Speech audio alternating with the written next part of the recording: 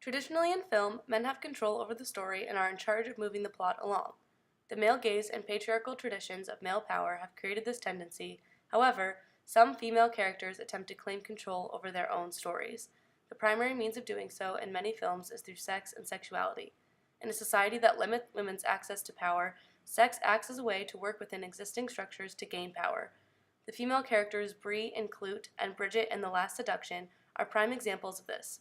They use the voyeuristic qualities of film and the male gaze to their advantage, using their sexuality as a way to manipulate men and the patriarchal system in which they are placed. While this manipulation can be empowering for the characters and those watching, it really only creates the illusion of power. In using stereotypes to their advantage, Bree and Bridget actually reinforce those stereotypes and give more power back to the patriarchy. In Klute, Bree Daniels works as a prostitute and depends on her sexuality to make a living.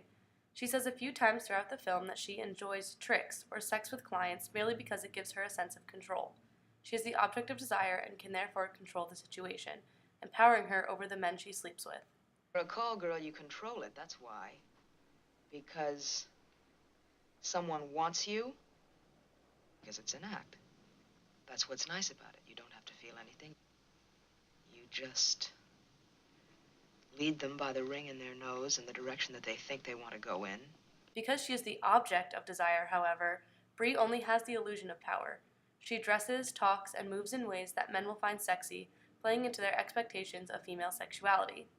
In order for her to have some sense of control, she has to act in ways that are set for her by the patriarchal society in which she is placed. We see Bree play with power and control in her trick with an anonymous man from Chicago. Bree starts in a subordinate role, mainly because the man has not paid her yet, and thus has control over her ability to support herself. We see this subordination as the man stands above Bree and she looks up at him.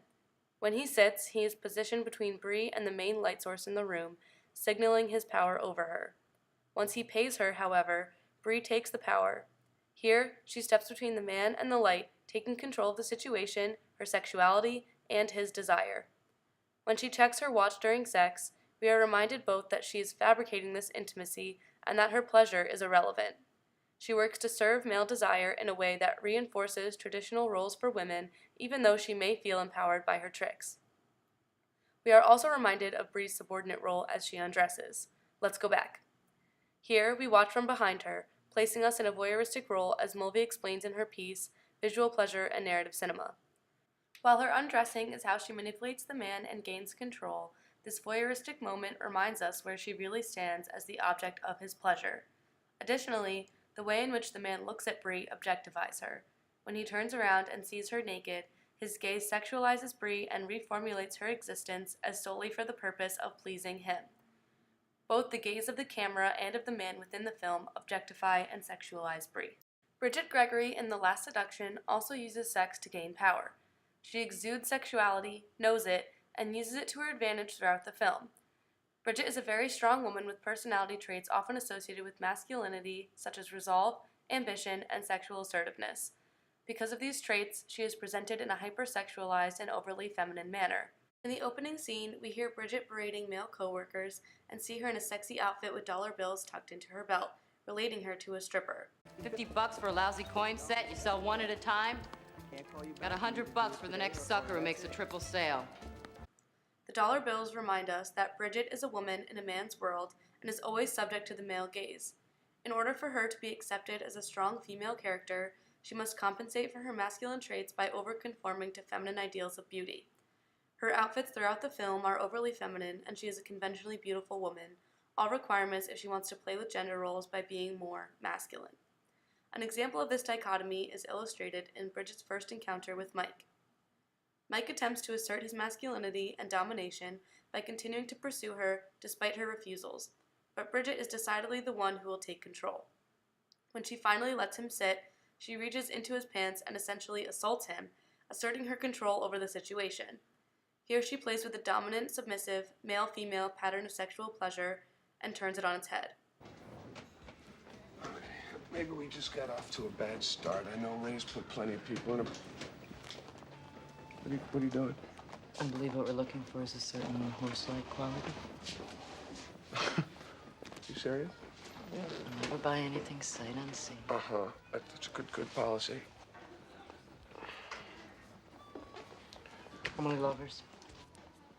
What, do I get extra credit points for experience? While Bridget uses Mike's desire for her and takes on the role of sexual assertiveness usually prescribed for men, she looks sexy and beautiful sitting with a cigarette in her mouth. Her appearance excuses her aggressive behavior and draws Mike in further. Bridget continues to use sex and sexuality, both hers and Mike's, to her advantage. She needs Mike in order for her plan to escape Clay to work, and the only way to keep him going along with her scheme is to sleep with him. At one point, the couple breaks into their office and Bridget starts calling women who appear to have cheating husbands and tells them that they can kill their husbands for insurance money. This is clearly abnormal and morally wrong, and Mike is against being involved until Bridget offers him sex in return for playing along with her. She knows that Mike wants her and uses sex to keep him involved. Amy said you wanted to be more than just sex partners. I do. Commonality, Mike. We don't like to have the same kind of fun. This is fun? Yeah, it's bending the rules, playing with people's brains.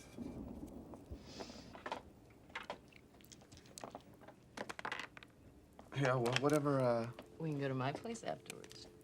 your place? Yeah, I thought it was your place, your space. I have more space now. You're sick.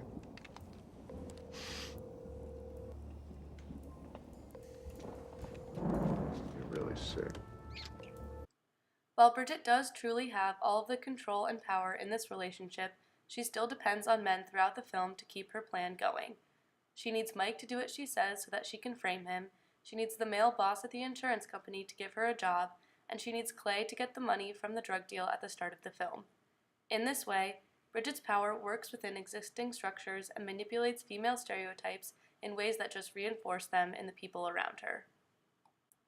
Both Bree and Bridget fall prey to the voyeuristic gaze and a scopophilic pleasure that, quote, takes other people as objects, subjecting them to a controlling and curious gaze, unquote. The gaze of the camera is constantly objectifying Bree, especially as she undresses, and places her as merely an object of desire for the males in the film and the audience. Bridget, as well, in her many sexy outfits, is the object of a subordinating gaze, even when she has all the power over the men around her. Because of this voyeuristic tendency in film and the ways in which Bree and Bridget play with male desire to empower themselves that reinforce stereotypes, the power they gain is merely an illusion. They are, in fact, still subject to the male gaze and patriarchal structures that limit women's access to power.